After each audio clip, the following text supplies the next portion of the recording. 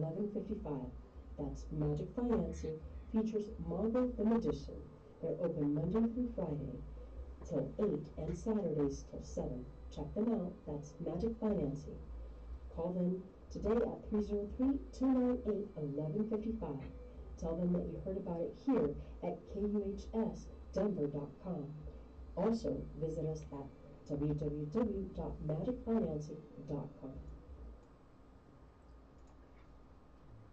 Good afternoon and welcome to the council, everybody. I'm your host, Charlie Pacello, and boy, do we have an amazing show for you today. I am so excited to have my guest today. It is going to be amazing.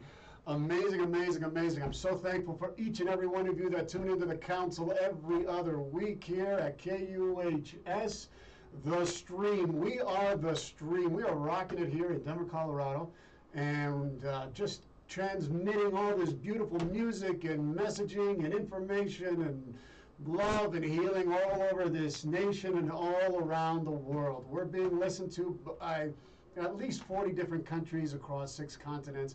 Thank you so much for tuning into the council and KUHS. You know, we have some of the most incredible people who have given their time, their skills, their talents, and their efforts to give you the best that they have to bring hope and healing into your life. We have a diverse crew and trying to bring hope and healing to our nation, to our world, and to bring community together. I mean, that's what we do here at KUHS, Denver, The Stream. I also want to thank my sponsorship here at Magic Financing, magicfinancing.com. If you need a used car or a new car, go to them. Talk to Mongo the Magician, Maurizio. He's an old family friend of ours. He will take care of you if you need a new or used car. If you're struggling with finances or having a difficult time, they will help you to get a brand new or used car. Talk to them. Tell them that Charlie sent you, and they will help you to get you the car of your dreams. Folks, one touch of nature makes the whole world kin. That all with one consent praise newborn gods, though they are made and molded of things past, and give to dust that is a little guilt, more laud than guilt overdusted. The present eye praises the present object.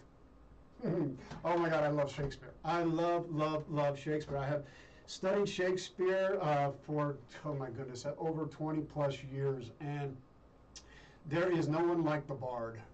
And in my time when I was studying acting and moving through the theatrical arts, I had an amazing opportunity to go study in Oxford, England in 2005 for a summer program that was sponsored by the Balliol College out there, and it was 122 of us that went there, and we got to immerse ourselves into the culture, into the history, and understand really how to connect to the language and the movement and the rhythm of it all. And it was an incredible experience. And I had this, in addition to studying there, I had this opportunity to go to London, the Globe Theatre, to watch a play called Pericles.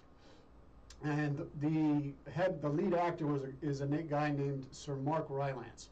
And if you're familiar with his as an actor, he's one of the best actors in the world. And he illuminated to me how personal and how touching Shakespeare can be. That he brought Shakespeare down to a level where I was transported into another realm. A lot of times you can feel the language is too lofty or too flowery or whatever, and he was able to bring it to a way of expression that made it feel as if we were having ordinary dialogue. And I was so moved by the performance. I was standing in the yard, which, if any of you know, that's the area where the cheap seats, but you stand for the whole time. And I was enthralled. I was captivated. I was lost in I was just lost in this world. I was moved to tears, and I forgot that I had been standing there for 3 hours. I had been completely taken up by this world, and that's when I realized, wow, acting can be extraordinarily powerful. I was moved by the show. I carried it with me. I couldn't forget about it. It changed me. It transformed me. And the power of theater has been well documented, and we've talked about that on this show a few times already. But we've never had the opportunity, quite yet, until today, to talk about it from the perspective of Shakespeare.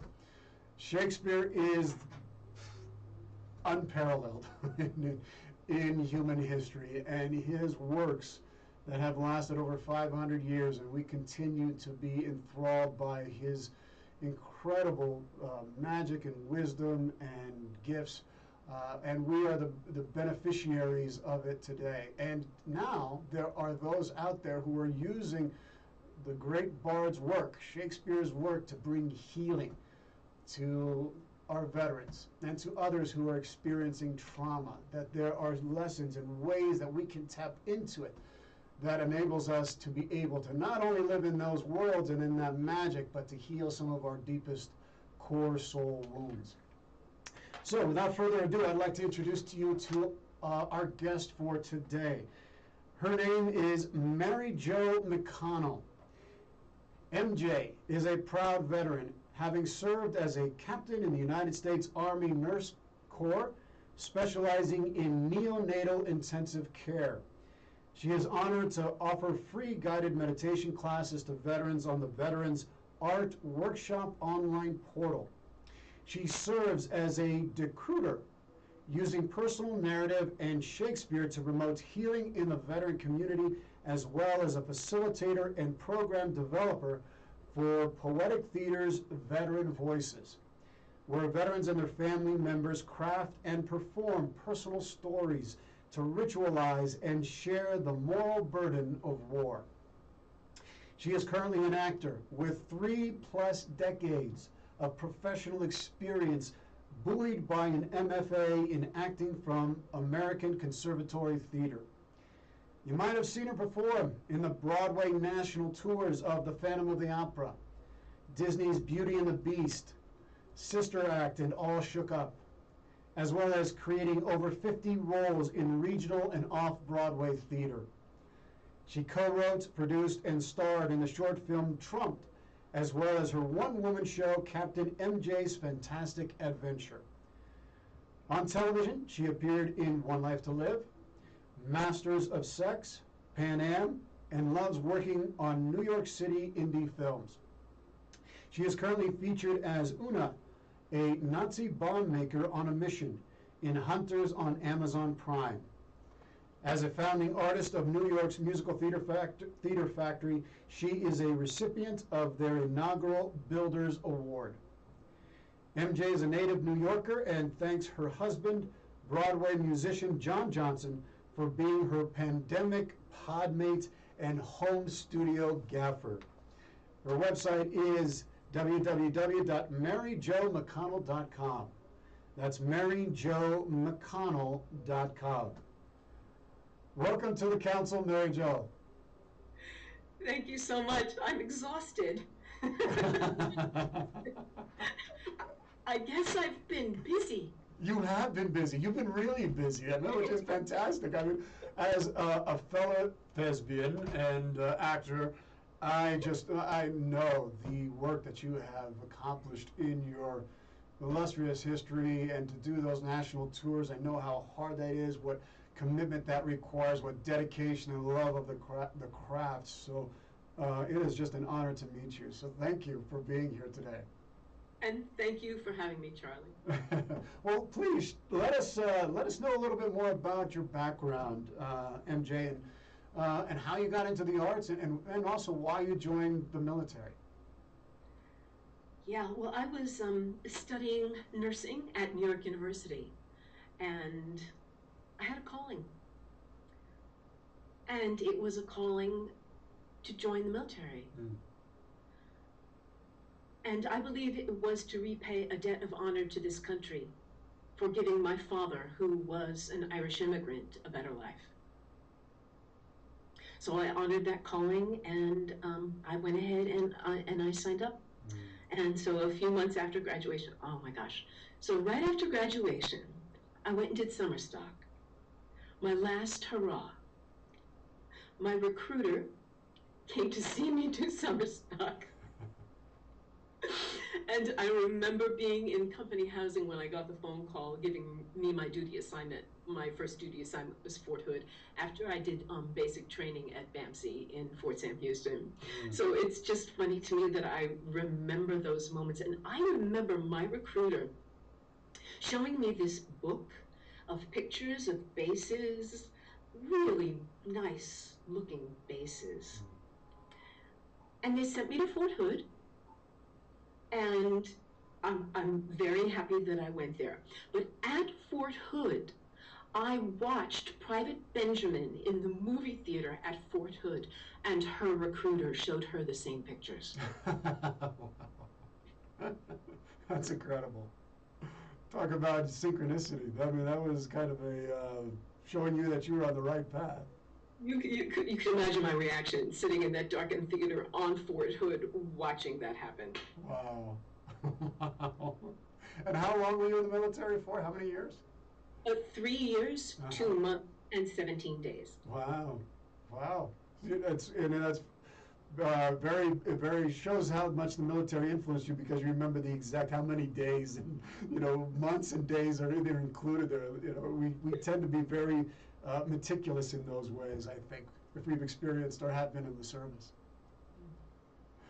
So when you were in the service, what was the biggest thing that you learned about yourself while you were serving in the U.S. Army Nurses Corps?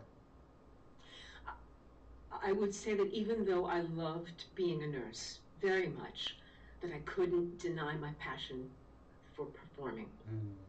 And I was incredibly fortunate. I was not deployed. And on each of the Army bases where I served, there were theaters, because theater was a huge morale support activity. Little did I know. So I was quite famous at Fort Hood. And I wound up, this is crazy, I have 2 Army Tonys.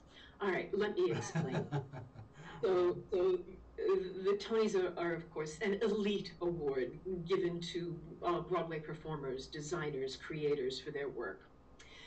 But the Army had a competition run by Forces Command. They sent judges all over the world to watch the shows being put on at bases all over the world. And so I was the recipient of a couple of Army Tonys. Wow, that's amazing.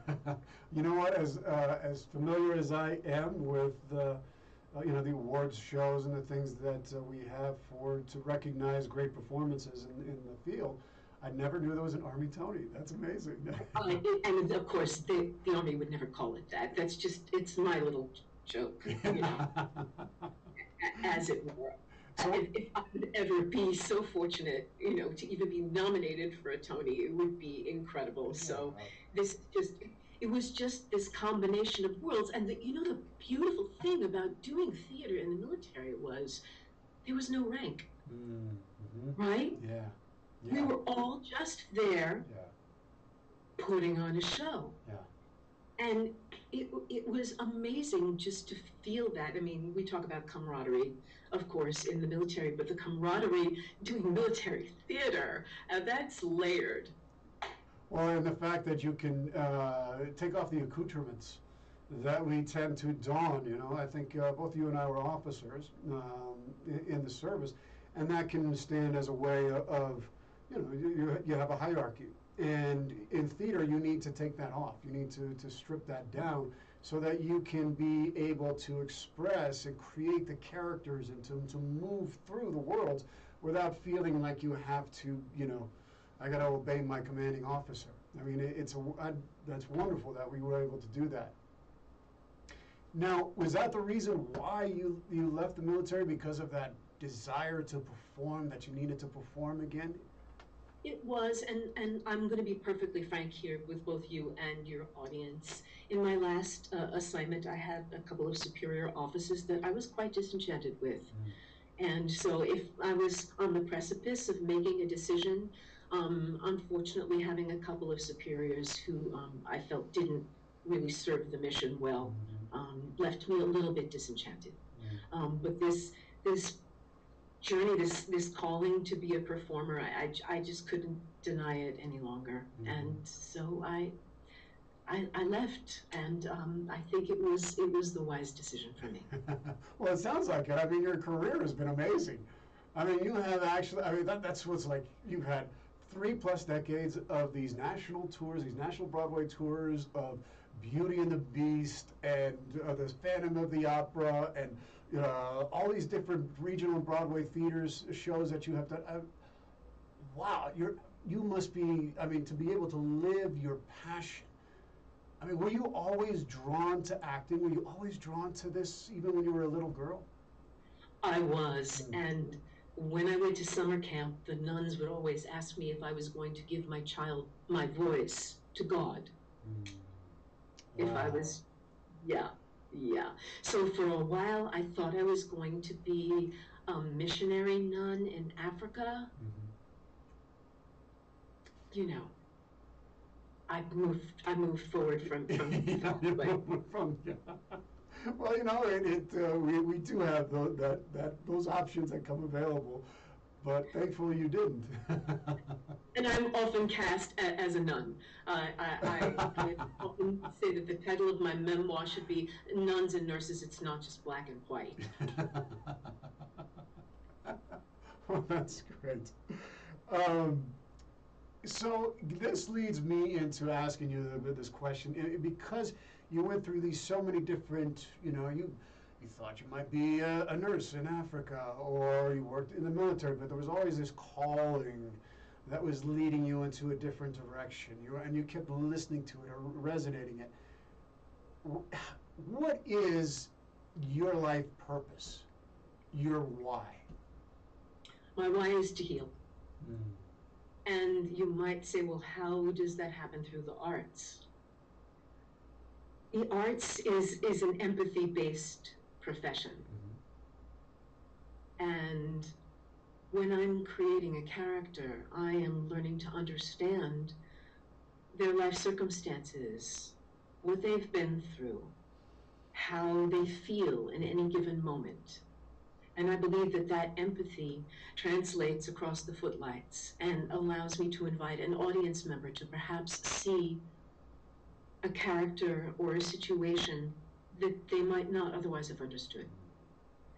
And I believe that heart-centered work is important in healing. And nurses observe people, actors observe people. So I didn't find them disparate journeys at all. And I knew that I had a science brain, and I knew that I had an artistic brain. And so somewhere in the middle came this being that you see before you now. No, I think that's it's so true what you say there. Learning, having come from the military world where everything was very much about mission-oriented, purpose-driven. Let's get the objective and let's meet it, and it serves that purpose extraordinarily well. It's but when I first got into acting, I was completely disconnected from my ability to emote, from my feelings. And the first scene I ever did, I thought I was doing great because I had that military mindset. I'm going to do here, and I'm going to go here, and the teacher, and I love him, he's great, and he says, Charlie, I love you, but I didn't get anything out of that. And because I wasn't connected to that. And I had to learn how to be able to walk in other people's shoes, to feel other people, to think about life in different ways. And so creating a character was such an enriching experience for me as an actor. So, now what is the greatest challenge, MJ, that you feel that you've had to overcome, and how this has influenced the way in which you work with those who are struggling with PTS? Because we're going to start getting into the work here that you do with veterans and others. October 26th, 2014, I was a pedestrian crossing the street in Brooklyn, and I was hit by a car. Oh. Wow. And I will never forget the thud, the sound of my torso hitting the hood. Obviously, I'm fine. But that left me with a broken leg. And an actor with a broken leg Mm. not going to be working. So I had to figure out how I was going to literally get back on my feet. And the way I got back on my feet was becoming embedded in 3 different community organizations in New York. They literally became my tripod. And it was Decruit, the Musical Theater Factory, and the Actors Green Room. So I was able to do work, to continue pursuing my craft, doing readings, being involved in the spiritual work of Create, which was part of the Actors Green Room, and which was the genesis of my becoming a guided meditation leader. Mm-hmm. And I was able to start to do Shakespeare with Decruit. And it took me 8 months to be able to be hireable, because I had a limp. So it took me a while before I was able to get back on stage and make a living again as an actor.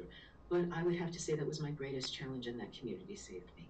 Wow, what a story. Oh my goodness. I had no idea.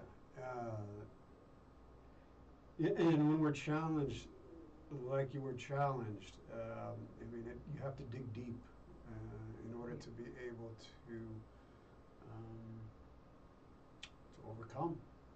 And it is a profound trauma which you went through, which I'm sure, you know, infuses your work. It helps you to understand what other people who are going through trauma and how important it is to be able to move through those emotions without getting triggered, as well as feeling safe in their bodies to be able to do that. You know, it's critical in order for us to be able to learn how to make peace and find safety once again in our own bodies.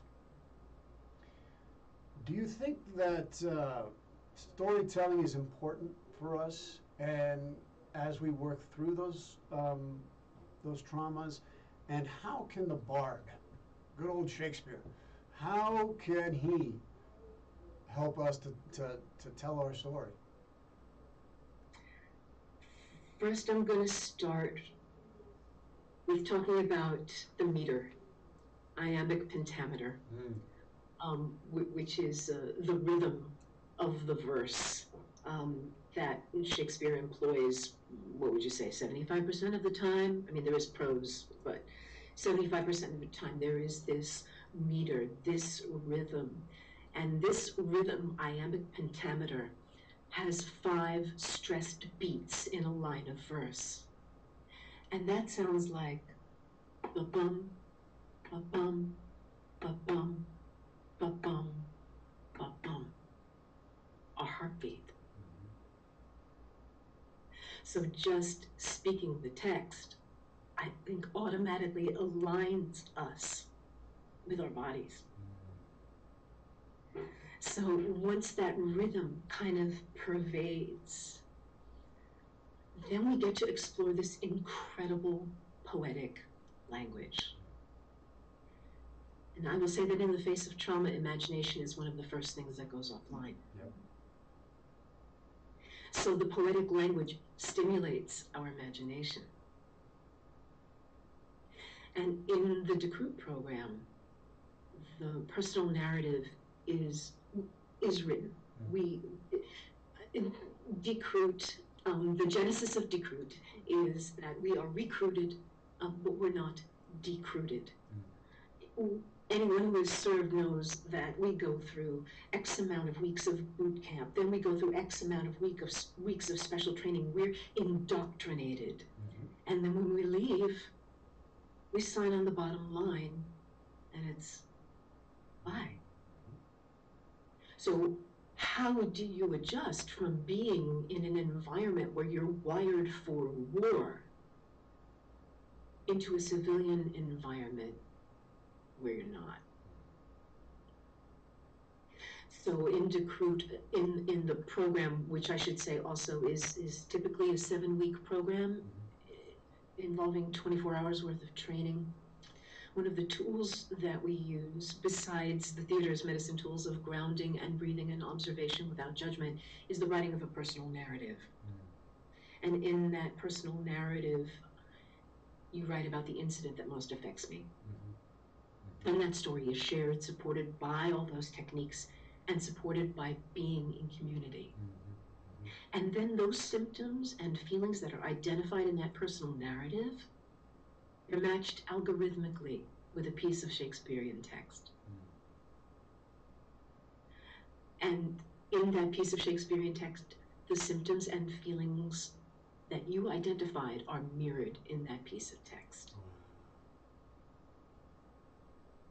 So when the veteran speaks their personal narrative and then immediately goes into a piece of Shakespeare, they're supported in community, and it becomes a way of telling an old trauma in a new way and preventing the replay of an old reel. And also in the face of trauma, the primitive part of the brain often takes the lead, but the poetic language of Shakespeare activates the higher brain regions. Ooh, that is fantastic. That is fantastic. I just love it. And the way you have described that, I mean, it just, you know, it makes it feel exhilarating and exciting that I can move through something without having to really, you know, recall that old tape that keeps me stuck and keeps me locked in that pain, and I can't move through that. And I'm not going to open that door, but this way gives me a way to open that door without having to go through that way. I can go in a completely different way. And then it's aligning different parts of the brain that enable me to create new neuronal networks that help me to change the way my brain functions. Rewire. To rewire the brain. Could you demonstrate that for us today? I would love for people to give just a taste of the Decruiter method, and that's spelled D-E-Cruiter, C-R-U-I-T-E-R, the Decruiter method, just to show us how this all works. Yes, I'd be honored to. So just to be clear, it's the Decruit method, and as a proponent of the method, I am the Decruiter as opposed to the recruiter. My apologies. My apologies. No worries. And one of the things that we offer in our programming is it's an apology-free zone. Okay, good. Well, I'm free of that apology. Fantastic. I would like to point out before we begin that I am not a mental health professional, and Decruit is not therapy, but it is therapeutic. So as I had stated, typically the program is 7 weeks, 24 hours worth of training, and we're just tip the iceberg here today. So first, I'm just going to go ahead and read Lady Percy from Henry IV, Part 1, just to invite your audience into the poetic world. And I'm going to ask your audience to just listen. Just take note of the words that resonate for you and the feelings that emerge. My work is not going to be performative. I'm going to be breathing after each line of text. And my goal is not to make sense of the text, but to be present in the moment and to have an experience. Love it. Love it. Let's do it. Oh, my good Lord, why are you thus alone? Tell me, sweet Lord, what is it that takes from thee thy stomach, pleasure, and thy golden sleep? Why dost thou bend thine eyes upon the earth, and start so often when thou sitt'st alone?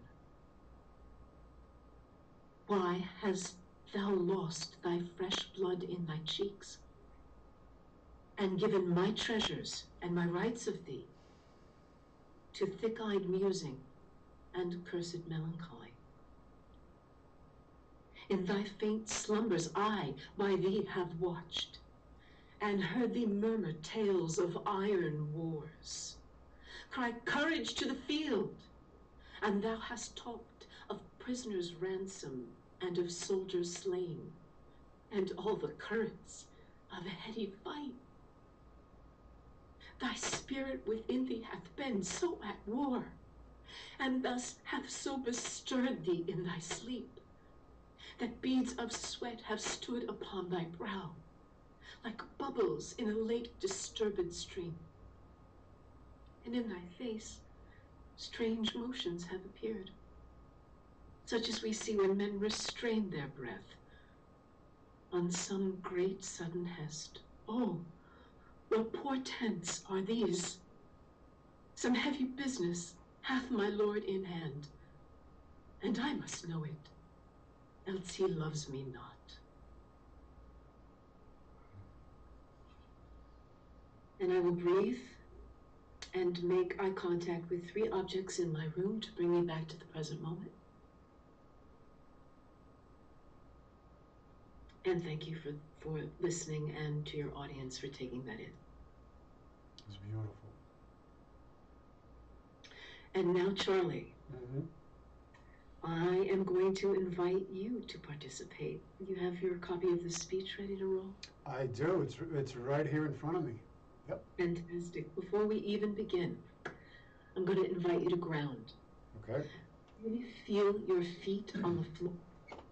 Okay. Really feel your toes spread, Mm-hmm. and the 4 corners of your feet making contact with the floor.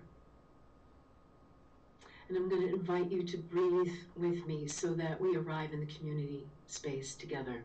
So it's going to be inhaling through the nose and exhaling through the mouth on ah. Together, inhale.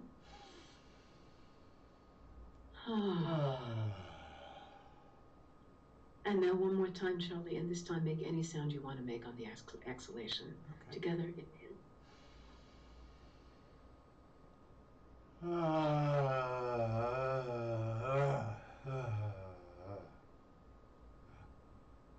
Now, Charlie, will you state your name for me and complete the phrase, I feel blank. Now, this is an observation without judgment, capturing a word, a phrase, or a sound that expresses how you feel in this moment. Off you go.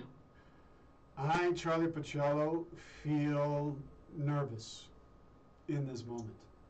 Thank you, Charlie. Thank you for being so vulnerable and having the courage in front of your audience to delve into this work.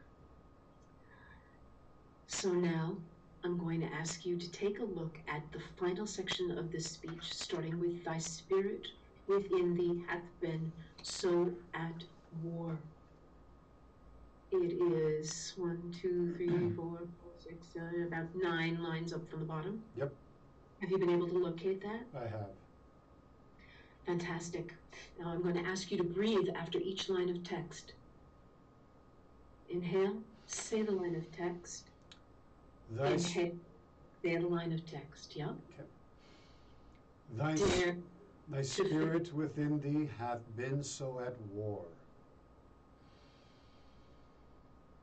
and thus hath so bestirred thee in thy sleep, that beads of sweat have stood upon thy brow, like bubbles in a late disturbed stream. And in thy face strange motions have appeared, such as we see when men restrain their breath on some great sudden hest. Oh, what portents are these? Some heavy business hath my lord in hand, and I must know it, else he loves me not. Beautiful work. Take a deep breath, Charlie.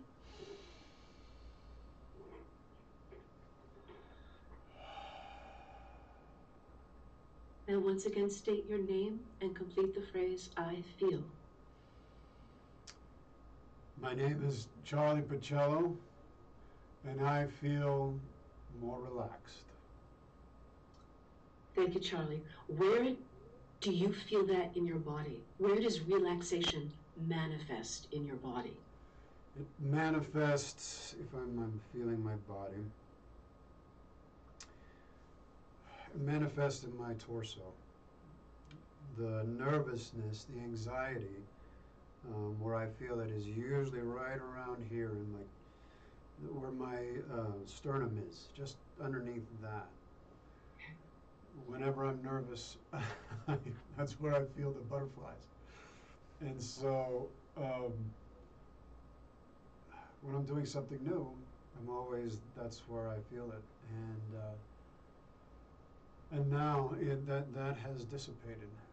So I'm feeling more relaxed in the easing of my diaphragm. Fantastic. Thank you for being so vulnerable and for sharing that with me and with your audience. Was that a different experience for you of speaking Shakespeare than from your schooling or your work in England? Yeah, what was different was taking the moment to breathe into each line. So it was almost like I was taking another heartbeat in between the heartbeats. So that was different. That was new. No, yeah. Yeah. So now imagine doing this work in a room, whether it's virtual or in person, where you're supported by 8 or 10 other people. Imagine what it might feel like to have that energy support this endeavor. Oh my gosh. There is a sense of security and safety which is so paramount, and connection, which is essential to community. And I think for me, in regards to healing, real deep healing, we have to do it in community. And it opens the doorway for us to be able to do that. And it's just that I could feel that just in reading those few words. Great. You've been mini decruited. I love it. Oh my gosh, that was fantastic. That was fantastic. And I wish that you didn't have to go on, with the show right now. I wish that you could just sit in this moment, Yeah. and really, really enjoy that. But I'm going to ask you to imprint this moment. And this is how I'm going to ask you to do it, by placing the tip of your tongue behind your upper front teeth along the gum ridge and taking a breath, closing your eyes. Imprint this moment. Okay.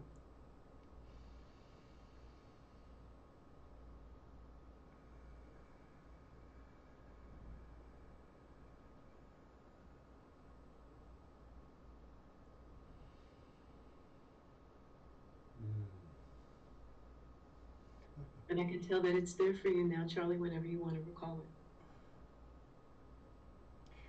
it. I love it. And yeah, there's a delicious sense of just I don't know how to put that's when it's really manifesting in you. Is that you don't have the words yet to be able to describe it, but it's a sensation that has washed away that nervousness that I had felt in doing something new and doing it in front of a large live audience and the feeling that I have now. And yeah, it's those delicious moments that it takes doing exercises and activities like this that really help us to wow, it feels so good to be alive. And thank you, Charlie, for your trust, because I know that you gave me your trust in doing this in a very public way. So thank you. Well, you're welcome. Thank you. Thank you for bringing this. This is fantastic. as we move forward a little bit with the show, this brings me to the idea of how important the expressive arts can be for someone struggling to find their purpose in life, their core mission, their meaning. And a lot of times, veterans, when they're coming out, because they haven't been decruded, they haven't had that time to, can the arts like theater help them to discover that within themselves? Yeah, I really believe that they can, and not just verbal arts, as in theater, but fine arts, putting your hands in some clay, taking paper to pen and writing your words, dance, movement, anything that allows you the freedom of self-expression. Yeah, and here's the beauty of it. In the military, right? It's do or die, right? We can't fail, because if we fail, the chances are very high that someone's going to die. Yeah. Yep. But in these rooms, in these artistic spaces, dare to fail. That's right. Yeah. Dare to fail, no apology.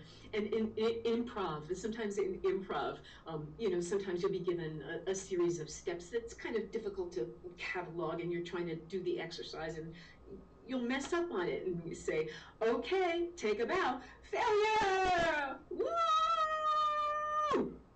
Yeah. And that gets it off. That discharges the energy, that discharges that, oh, I did it wrong kind of a thing, which is such an important thing. We have to embrace failure sometimes in order to become who we were meant to become. Yeah, and we're social creatures. Yes. I mean, it's clearly evidenced in the pain of isolation we've all experienced during the pandemic. Getting in a room together, even if it's just a digital one, it allows us to share how we feel and to validate that we're not alone. How many times have you been in a room and somebody says, wow, you feel like that too? And just how empowering that is. So the creative spaces like the one I help facilitate with Decree, they give us permission in a secure environment with support. That's brilliant. And I just wanted to point out one Jonathan Larson quote.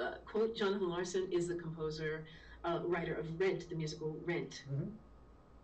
And his quote that I love is that the opposite of war isn't peace, it's creation. Oh, yeah, absolutely, yes. Yes, because it's the nature of life. It's destruction, creation. War is connected to destruction. Creation is the expression, the extension, the augmentation of life. Oh, wow. And I think you made a point, you brought up the pandemic. I think this work will be, for when we finally get out of it, it's going to help nurses and doctors and first responders and others that can, because they're on the front lines of a lot of this stuff right now. And I guess, how have you navigated the pandemic, and how do you see this work benefiting some of their experiences that they are having and going through right now? 100%. Well, first of all, I'm writing a piece of persuasive journalism right now. That's the moral injury I've titled it "The Moral Injury of Pandemic Nursing." So a lot of my sisters and brothers on the front lines have experienced tremendous betrayal by hospital administrations that weren't in position to be able to support them. We could go into this. It's a whole nother, but I just want my brother and sister nurses and everyone else on the front lines there to know that I see you, I hear you, and I'm trying. And I also am developing Decruit RX. I want to take this work into the hospitals, and I am very grateful to the Biden administration that in the new bill there's $40 million allocated for the mental health of healthcare providers. They're going to need it. to the Biden administration for that. Absolutely. And they're going to need it. There was a conference that I was attending recently, and we got to hear from some of the nurses that are doing, and just, you know, a lot of times we're so disconnected from what's happening to other people because it's not happening in front of our face. So we think it's not affecting other people. We don't know it. But then you see the actual nurses that are dealing with the death on a constant basis, and the helplessness and being able to do it, and how worn and how it just breaks your heart. And I just love the fact that you're taking this work to them, and because it's so beneficial. I mean, it's just being able to express that inexpressible part in a non-threatening way. Yeah, I'm not quite sure the mechanism or how I'm going to do it, but Yeah. I just want people to know that that's what's in my mind and in my heart to do. MJ is beautiful, so beautiful. Thank you. You know, how important is establishing human connection?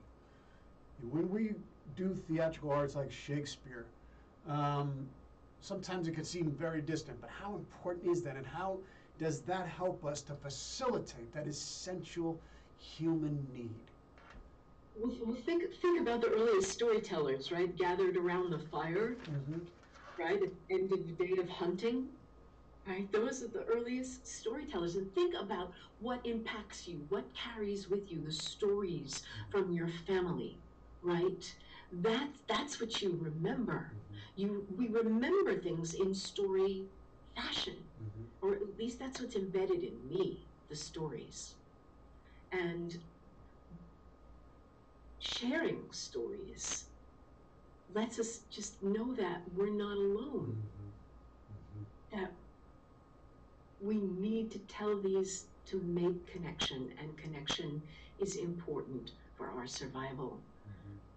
Even as a nurse in neonatal intensive care, sometimes babies would come back to us with a diagnosis of failure to thrive because they didn't have sufficient connection, sufficient nurturing. So I believe that in an isolating pandemic like this, we can also have failure to thrive.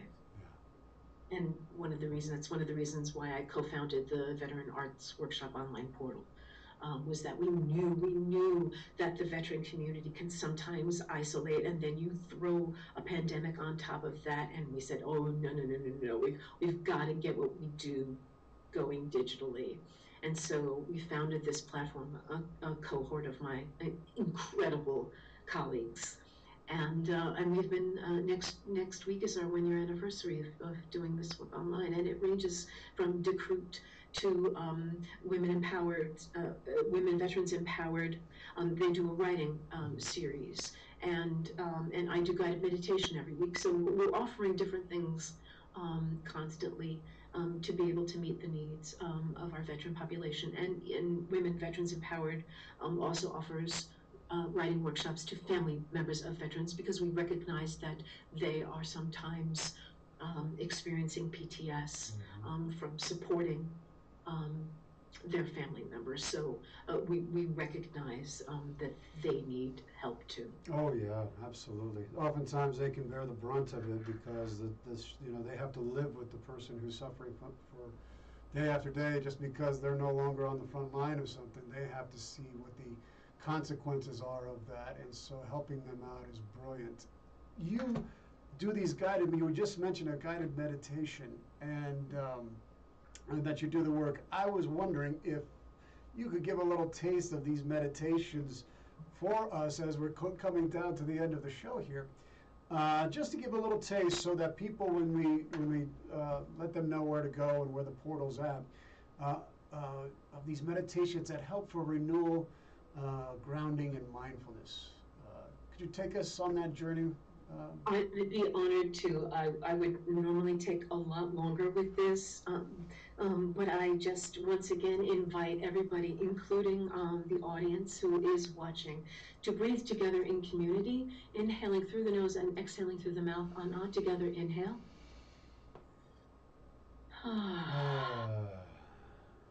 And one more time, second time, make any noise you want to make on the exhalation.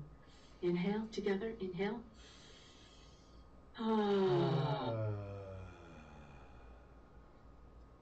And now, grounding. Whatever part of you is touching the floor or a chair, draw a line from your center through that part to connect you to the ground. I'm going to repeat that prompt.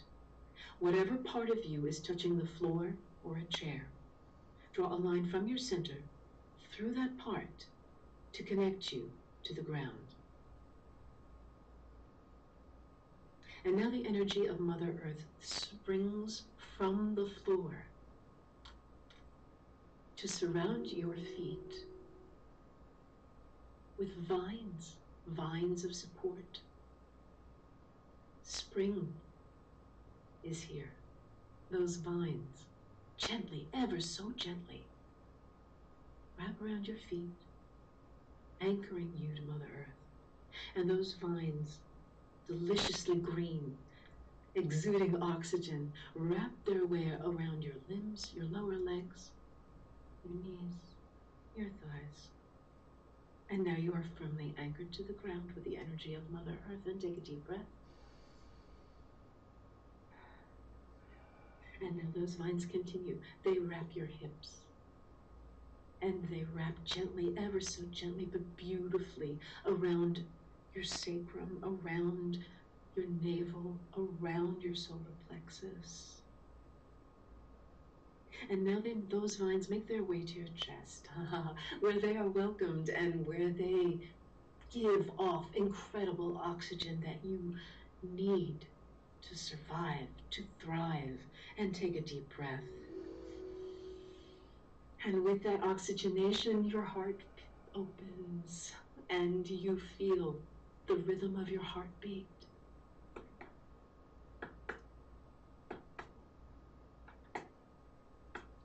And you connect with that rhythm, and you are grateful for that life-giving blood that is circulating throughout you. And take a deep breath.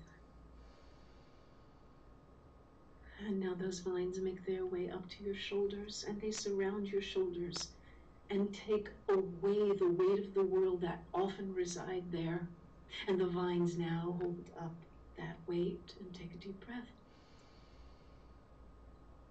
And now those vines stay there, and leaves emerge.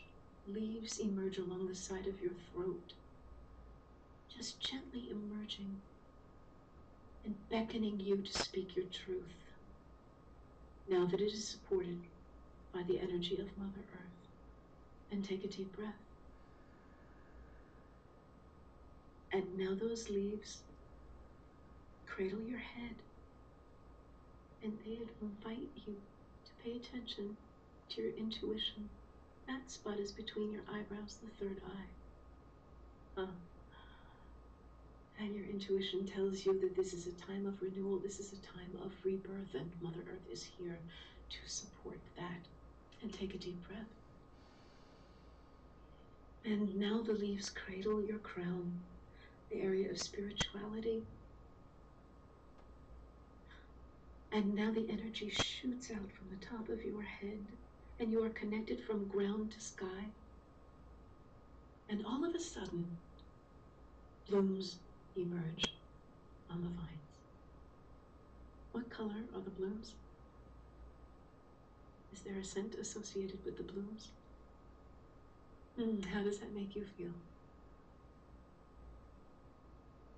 It is springtime, a time for rebirth, a time for renewal. And take a deep breath.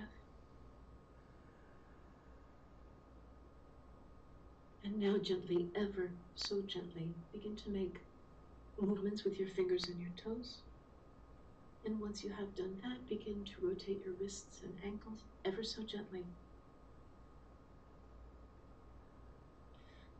And with your eyes remaining closed or your gaze softened, I invite you to take your hands and create warmth between them by rubbing them together. And then once you have done that, place your hands cupped over your eyes. And once you have done that, open your eyes from behind your cupped hands. And when you are ready, remove your hands Place one on your heart and one on your belly. And take a deep breath.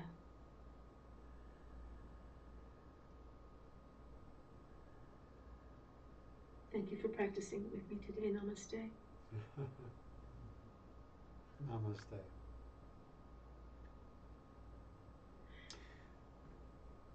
Wow. I'm sorry that you have to beautiful. continue being the co-host right now, Charlie. I know. It's like everybody, you know, I just Would you like me to finish Charlie? I'm just going to stay here, and I'm going to be wrapped up in these vines, and I'm going to feel really grounded, and I'm really present, and that was amazing. That's it. We're done. No, that was incredible. Loved MJ, and you know what? What's incredible too is we're right here at the spring equinox. So it's like we're giving a gift to people on this rebirth of the new season, the regenerative season that comes forth after a very, very long winter. And boy, I'm so I'm like jelly right now. Well, Charlie, I'd be happy if this is the opportune moment to just kind of tell your audience where they can find some of the things that I am doing. And Yes, one of my please. I'm very active on Instagram. My Instagram handle is my name, Mary Jo McConnell. And in my bio on Instagram, there's a link tree, this beautiful little device that houses all of my exploits. Your audience is welcome to go there, and they will actually get links to the organizations and the things that I am involved in. And failing that, if members of your audience are not fans of social media, you can always visit my website, maryjomcconnell.com. Everything is branded with my name. And I invite everyone to download my free guided meditation CD, which is a voice for healing, and it contains 8 different thematic guided meditations and a 9th special one for nurses. Wow. All of that can be found on my website, maryjomcconnell.com. Now, Veteran Voices is a program that I co-facilitate, and we are presenting veterans and their family members sharing their original stories on March 26th and March 30th at 7 p.m. Eastern Daylight Time. Please, please support these courageous artists. Again, those links are in my link tree in my Instagram bio.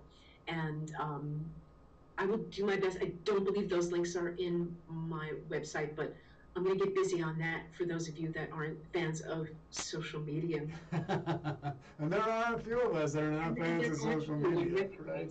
And then the Veteran Arts Workshop online portal. Please, again, find the links. If you're a veteran, come check it out.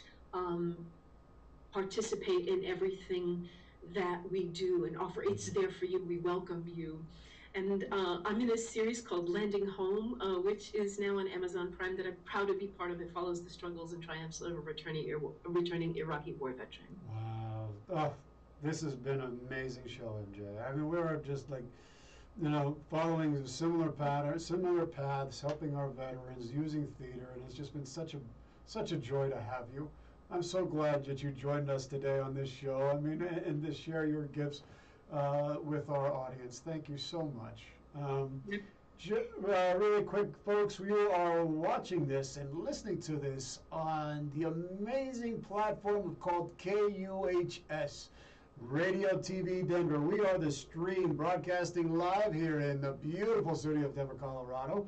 And these beautiful mountains. We had a snowstorm. We had a big blizzard here just a few days ago. But the snow is melting now, and we're broadcasting here all across the nation, all around the world. I want to thank Henry and everybody who makes the magic happen behind the scenes that enables us to be able to bring these amazing people like MJ to you every other week, to give you the best information out there, the best tools, the best stories about our shared collective human experience as we gather together in a renewal and a rebirth of ourselves, our world, and our energy.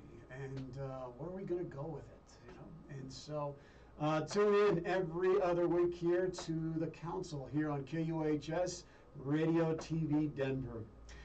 MJ, thank you so much. I always ask, before we close out the show with my guests, I always ask if you could give one bit of advice, one bit of wisdom from your life experience, what would it be? I try to see the humanity in everyone, and we need to heal one human interaction at a time. So true. So true. And it's when we can see each other as our humanity that allows that door to open. It's been an honor. Thank you, Charlie. Thank you, thank you. All right, folks, thank you so much for tuning into the council. We are adjourned.